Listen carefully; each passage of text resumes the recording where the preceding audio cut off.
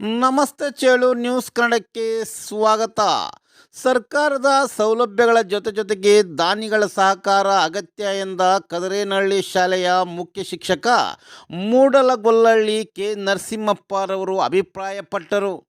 ಕದರೇನಹಳ್ಳಿ ಸರ್ಕಾರಿ ಹಿರಿಯ ಪ್ರಾಥಮಿಕ ಶಾಲಾ ಆವರಣದಲ್ಲಿ ಹಮ್ಮಿಕೊಂಡಿದ್ದ ಶಾಲಾ ಮಕ್ಕಳಿಗೆ ತಟ್ಟೆ ಲೋಟವನ್ನು ಸ್ವಂತ ಖರ್ಚಿನಿಂದ ವಿತರಣೆ ಮಾಡಿ ಮಾತನಾಡಿದ ಅವರು, ಈ ಶಾಲೆಗೆ ದಾನಿಗಳಿಂದ ಕಾರ್ಯಕ್ರಮ ಹಮ್ಮಿಕೊಂಡಿದ್ದು ಮುಂಬರುವ ದಿನಗಳಲ್ಲಿ ಇಂತಹ ಕಾರ್ಯಕ್ರಮಗಳು ನಡೆಯುತ್ತವೆ ಎಂದು ತಿಳಿಸಿದರಲ್ಲದೆ, ದುಡ್ಡು ಕಾಸು ಬ್ಯಾಂಕ್ನಲ್ಲಿ ಇಟ್ಟುಕೊಂಡವರು ಶ್ರೀಮಂತರಲ್ಲ, ತನ್ನಲ್ಲಿರುವ ಸಂಪತ್ತು ಇತರರಿಗೆ ಹಂಚುವವರು ಅವರಷ್ಟು ಶ್ರೀಮಂತರು ಯಾರೂ ಇಲ್ಲ ಎಂದು ತಿಳಿಸಿದರು. ಮುಖ್ಯ ಶಿಕ್ಷಕ ಕೆ ನರಸಿಂಹಪ್ಪರವರು ತನ್ನ ಸ್ವಂತ ಖರ್ಚಿನಿಂದ ವಿದ್ಯಾರ್ಥಿಗಳಿಗೆ ತಟ್ಟೆ ಲೋಟ ವಿತರಣೆ ಮಾಡುತ್ತಿರುವ ಬಗ್ಗೆ ಹರ್ಷ ವ್ಯಕ್ತಪಡಿಸಿದ ಕೋರ್ಲಪತ್ತಿ ಗ್ರಾಮ ಪಂಚಾಯಿತಿ ಅಧ್ಯಕ್ಷರು ಮತ್ತು ಸದಸ್ಯರು, ವೃತ್ತಿಯ ಜೊತೆಗೆ ಸಮಾಜ ಸೇವೆ ಮಾಡಿ ತಮ್ಮ ಹೆಸರನ್ನು ಶಾಶ್ವತವಾಗಿ ಉಳಿಸುವ ಕೆಲಸ ಮಾದರಿಯಾದದ್ದು ಎಂದು ಕೋರ್ಲಪತ್ತಿ ಗ್ರಾಮ ಪಂಚಾಯಿತಿ ಅಧ್ಯಕ್ಷರಾದ ಕೆ ವಿ ರಾಜೇಶ್ರವರು ಅಭಿಪ್ರಾಯ ವ್ಯಕ್ತಪಡಿಸಿದರು. ಈ ಸಂದರ್ಭದಲ್ಲಿ ಕೋರ್ಲಪತ್ತಿ ಸರ್ಕಾರಿ ಪ್ರೌಢಶಾಲೆಯ ಪ್ರಭಾರಿ ಮುಖ್ಯ ಶಿಕ್ಷಕರಾದ T V Rajanna, CRP Altaf Hussain ರವರು ಮಾತನಾಡಿದರು. ಇದೇ ವೇಳೆ ಕೋರ್ಲಪತ್ತಿ ಗ್ರಾಮ ಪಂಚಾಯಿತಿಯ ಮಾಜಿ ಅಧ್ಯಕ್ಷೆ ಸುಮಾ ರಮೇಶ್, ಗ್ರಾಮ ಪಂಚಾಯಿತಿ ಸದಸ್ಯೆ ಶಾರದಾ, ಭಾಗ್ಯಮ್ಮ, ಸುಧಾಕರ್ ರೆಡ್ಡಿ, SDMC ಮಾಜಿ ಅಧ್ಯಕ್ಷ ಚೌಡ್ರೆಡ್ಡಿ, ಶಿಕ್ಷಕ BN ಶ್ರೀನಿವಾಸ್, ಎ ನಾರಾಯಣಸ್ವಾಮಿ, ಅತಿಥಿ ಶಿಕ್ಷಕರಾದ ಎ ರಾಜೇಶ್, SDMC ಪದಾಧಿಕಾರಿಗಳು, ಪೋಷಕರು ಹಾಜರಿದ್ದರು.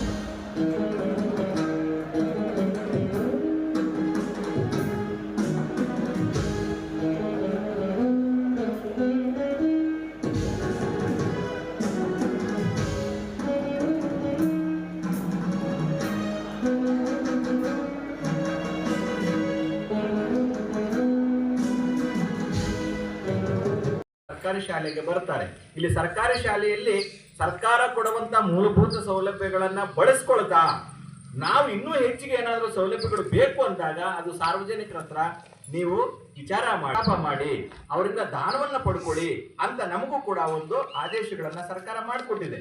ಆ ಮೂಲಕವೇ SDMC ರಚನೆ ಕೂಡ ಮಾಡಿರೋದು. SDMC ಅವರು ಶಾಲೆಯನ್ನ ಅಭಿವೃದ್ಧಿ ಮಾಡಲಿ, ಶಿಕ್ಷಕರು ಪಾಠವನ್ನ ಮಾಡ್ತಾರೆ, ಆ ಮೂಲಕ ಶಾಲಾ ಆಡಳಿತದಲ್ಲಿ ಒಂದು ಒಳ್ಳೆ ಬದಲಾವಣೆ ತರ್ತಾರೆ, ಶಾಲಾ ಅಭಿವೃದ್ಧಿಯಲ್ಲಿ ಒಳ್ಳೆ ಬದಲಾವಣೆ ಬರುತ್ತೆ, ಮಕ್ಕಳು ಒಳ್ಳೆ ವಿದ್ಯಾವಂತರಾಗ್ತಾರೆ, ಗುಣಾತ್ಮಕ ಶಿಕ್ಷಣ ಸಿಗುತ್ತೆ, ಸಮುದಾಯ ಪಾಲ್ಗೊಳ್ಬೇಕು ಅನ್ನುವಂಥ ಆಲೋಚನೆಯನ್ನು ಇಟ್ಕೊಂಡು ಇವತ್ತು ಹಲವಾರು ಕಾನೂನುಗಳು ಬಂದಿದೆ. ಆ ಸಲುವಾಗಿಯೇ ಇವತ್ತು ನಾವೆಲ್ಲರೂ ಇಲ್ಲಿ ಒಂದು ಇಂಥ ಕಾರ್ಯಕ್ರಮಗಳು ಬಹಳಷ್ಟು ನಡೆದಿದೆ. ಇಲ್ಲಿ ನಾನು ಒಂದಾಗಿ ಈ ಶಾಲೆಗೆ ಆಗಸ್ಟ್ ತಿಂಗಳಲ್ಲಿ ಬಂದಿರೋನು. ನಾನು ಬಂದ ಮೇಲೆ ನಾನೇನಾದ್ರೂ ಒಂದು ಹೊಸದು ಮಾಡ್ಬೇಕಲ್ವಾ, ನನ್ನ ಜವಾಬ್ದಾರಿ ಇದೆಯಲ್ವಾ. ಹಾಗಾಗಿ ಇವತ್ತು ಈ ಒಂದು ಕಾರ್ಯಕ್ರಮನ ಆಯೋಜನೆ ಮಾಡಿದೆ. ಅದಕ್ಕೆ ನಮ್ಮ SDMC ಎಲ್ಲ ಸಮಿತಿಯ ಪದಾಧಿಕಾರಿಗಳು, ನಮ್ಮ ಸಿಬ್ಬಂದಿ, ಮುಖ್ಯವಾಗಿ ನಮ್ಮ ಸಿಬ್ಬಂದಿ, ಒಳ್ಳೆ ಮನಸ್ಥಿತಿ ಇರ್ತಕ್ಕಂಥ ಶಿಕ್ಷಕರು ಸಿಕ್ಕಿದ್ದಾರೆ. ನನಗೆ ತುಂಬಾ ಖುಷಿ. ಉತ್ತಮವಾದಂತಹ ವಿಚಾರಗಳು ಅವರ ತಲೆಯಲ್ಲಿದೆ, ಉತ್ತಮವಾದಂಥ ಎಲ್ಲ MA BEd ಮಾಡಿರ್ತಕ್ಕಂಥವ್ರೆ, ಒಳ್ಳೆ ವಿದ್ಯಾವಂತರಾಗಿದ್ದಾರೆ. ಹೀಗಾಗಿ ನಿಮ್ಮ ಬಗ್ಗೆ ಒಳ್ಳೆ ಕಾಳಜಿ ಇದೆ. ಇವೆಲ್ಲ ನೋಡಿದಾಗ ನನಗೂ ತುಂಬಾ ಖುಷಿ ಆಗಿದೆ. ಒಂದು ವಿಚಾರ ಏನಂದ್ರೆ, ಈ ಒಂದು ದಾನದ ಒಂದು ಕಾರ್ಯಕ್ರಮ ಇವತ್ತು ಆರಂಭ ಆಗಿದೆ. ಇದಿನ್ನು ಮುಂದೆ ಹೀಗೆ ನಡೀತಾ ಇದೆ ಅನ್ನುವ ಒಂದು ಭರವಸೆ ಕೂಡ ನನ್ನ ಮೇಲಿದೆ. ಇವತ್ತು ಬಹಳಷ್ಟು ಎಲ್ಲಾ ಪೋಷಕರಿಗೂ ನಾವು ಮಾಹಿತಿ ಕೊಟ್ಟಿದ್ದೀವಿ, ಆಹ್ವಾನ ಮಾಡಿದ್ದೀವಿ. ಏನೋ ಅವ್ರ ಕೆಲಸ ಕಾರ್ಯಗಳಿಂದ ಬಹುಶಃ ಬಂದಿಲ್ಲ ಅಂತ ಅನ್ಸುತ್ತೆ. ನಾನು ಮುಖ್ಯವಾಗಿ ಹೇಳೋದಿಷ್ಟೇನೆ, ಇವತ್ತು ಯಾರು ಒಂದು ಸಾಹುಕಾರರಿದ್ದಾರೆ, ಯಾರೊಂದು ಒಳ್ಳೆ ದೇಶದ ಒಂದು ಸಮಾಜ ಸೇವೆಯಲ್ಲಿ ಪಾಲ್ಗೊಳ್ತಾರೆ ಅಂದ್ರೆ ದುಡ್ಡು ಕಾಸು ತಮ್ಮ ಜೋಬಲ್ಲಿ ಅಥವಾ ಮನೆಯಲ್ಲಿ ಬ್ಯಾಂಕಲ್ಲಿ ಇಟ್ಟುಕೊಂಡವರು ಅಲ್ಲ.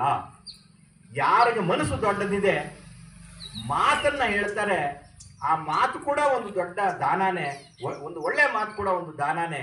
ಆ ಮೂಲಕ ಅವರಲ್ಲಿ ಇರತಕ್ಕಂಥದ್ದನ್ನ ಸಮಾಜಕ್ಕೆ ಏನಾದ್ರೂ ಈ ತರ ಉಪಯುಕ್ತ ಕೆಲಸಗಳು ಮಾಡ್ತಾರೆ ಅಂದ್ರೆ ಅವರಷ್ಟು ಸಾಹುಕಾರರು ಯಾರೂ ಇಲ್ಲ.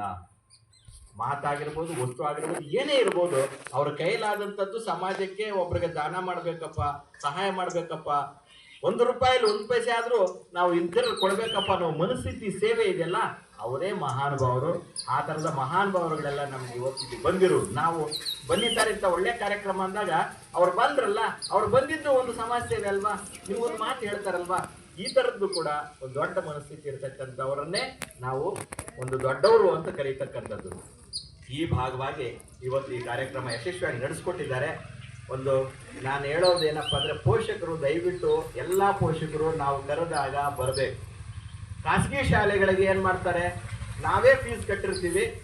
ಮುಖ್ಯವಾಗಿ ಇವತ್ತು ಏನು ನಿಮಗೆ ಕಟ್ಟೆ ಒಂದು ಗ್ಲಾಸು ಅಂತ ವಿತರಣೆ ಅಂತ ಏನು ಹೇಳಿದ್ದಾರೆ ನಿಮ್ಮ ನರಸಿಂಹಪ್ಪ ಸಾರ್ ಅವರು, ಅದು ಸುಮ್ಮನೆ ಅದು ಆವಾಗ ಹೇಳಿದ್ರು ಇದು ಸುಮ್ಮನೆ ನೆಪ ಅಷ್ಟೇ.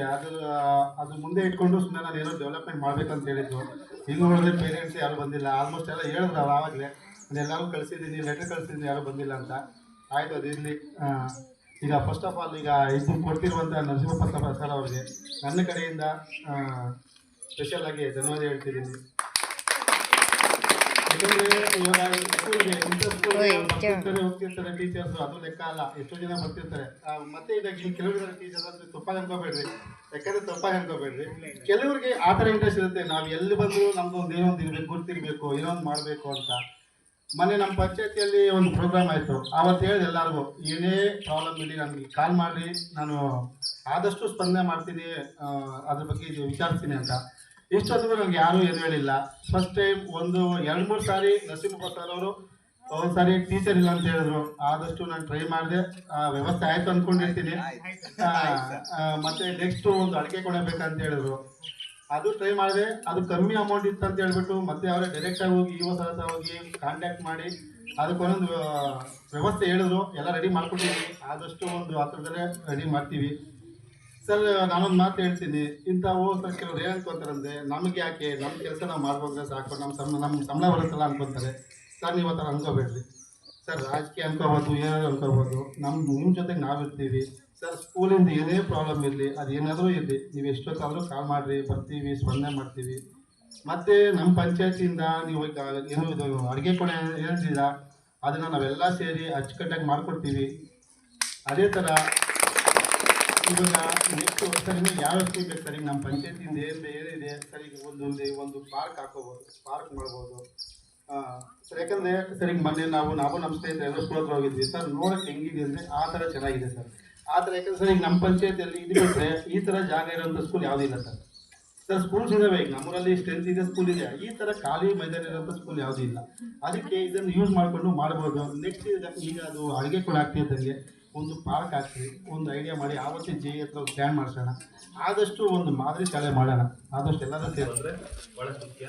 ಬಟ್ ಭಾಳ ಮುಖ್ಯವಾಗಿ ನಮ್ಮ ಈಗಿನ ಜನ್ರೇಷನಲ್ಲಿ ಏನಾಗಿದೆ, ಎಲ್ಲರೂ ಅಷ್ಟೇ ಮಕ್ಕಳಿಗೆ ಹೇಗಿರಬೇಕು ಅಂತ ಪಾಠ ಮಾಡ್ತಾ ಇರ್ತಾರೆ. ಯಾಕಂದರೆ ಅವ್ರು ಬೆಳೆಯೋರು ಅಂತ ಹೇಳ್ಬಿಟ್ಟು ಸರಿ, ಅವ್ರಿಗೆ ವಿಧಾನಗಳು ತಿಳಿಸ್ಬೇಕು. ಆದರೆ ಮಕ್ಕಳಿಗೆ ಭಾಳಷ್ಟು ಮುಖ್ಯವಾಗಿ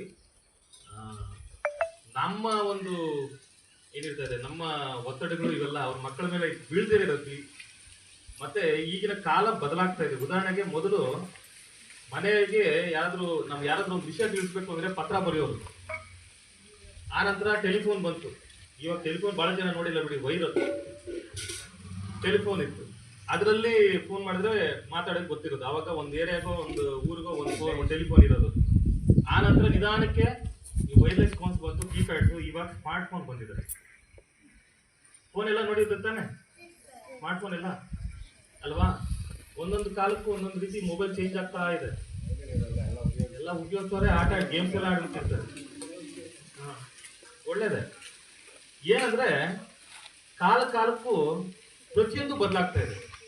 ನಮ್ಮ ಉದಾಹರಣೆಗೆ ನಾವು ಹಾಕೋ ಬಟ್ಟೆಗಳಿಂದ ಹಿಡಿದ್ಬಿಟ್ಟು, ನಮ್ಮ ಸ್ಟೈಲ್ಗಳಿಂದ ಹಿಡಿದು, ಆಮೇಲೆ ನಾವು ಉಪಯೋಗಿಸುವಂಥ ಗಾಡಿಗಳಿಂದ ಹಿಡಿದು, ಮತ್ತೆ ಎಲ್ಲಾದ್ರೂ ಹೋಗ್ಬೇಕಾದ್ರೆ ಆ ಊರುಗಳು ಕೂಡ ಬದಲಾಗ್ತಾ ಹೋಗ್ತಾ ಇದೆ. ಆದರೆ ಒಂದು ಬದಲಾಗದೇ ಇರೋದೇನೆಂದ್ರೆ, ಅದು ಮತ್ತೆ ಶಿಕ್ಷಕರು ಮತ್ತು ಮಕ್ಕಳ ಒಂದು ಬಾಂಧವ್ಯ ಇದೆಯಲ್ಲ, ಇದು ಬದಲಾಗಿಲ್ಲ. ಇನ್ನು ಇದರಲ್ಲಿ 2 ಅರ್ಥ ತಗೋಬೇಕು.